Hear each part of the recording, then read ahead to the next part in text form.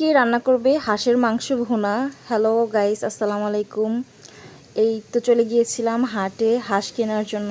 এই গরমের ভিতরেও হাঁস খেতে ইচ্ছে করছে, তাই দুইটা হাঁস কেনা হলো। এগুলো হচ্ছে পুরান হাঁস। পুরান হাঁস খেতে নাকি অনেক মজা। বাটা মশলা দিয়ে হাঁসের মাংস খেতে কিন্তু অনেক মজা। আজকে সব কিছু হচ্ছে আদা, রসুন, পেঁয়াজ, কাঁচামরিচ সব আম্মু একদম ইনস্ট্যান্ট বেটে নিছে।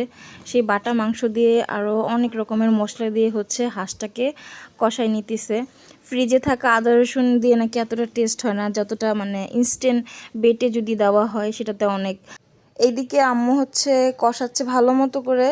যত বেশি কষানো হবে তত নাকি মাংসটা একদম সফট হয়ে যাবে। আম্মু যেভাবে বাটা মশলা দিয়ে রান্না করছে, আমার তো মনে হয় যে শাকিল আর হাঁসের মাংস ফেল এর কাছে। এত বেশি মজা হয়েছিল। শীতকাল হলে আরও বেশি ভালো লাগতো। মাটির চুলা রান্না অলওয়েজই অনেক বেশি মজা হয়। আমরা বাঙালিরা সব পারি। এই এত ডিগ্রি গরমের ভিতরে হচ্ছে হাঁসের মাংস খাওয়ার সাহস দেখাইছি। হাঁসের মাংস অলরেডি ডান। এদিকে প্লেটে ভাত নিয়ে নিয়েছি। অনেক মজা হয়েছিল, এত টেস্ট হয়েছে কি বলবো। Thanks for watching.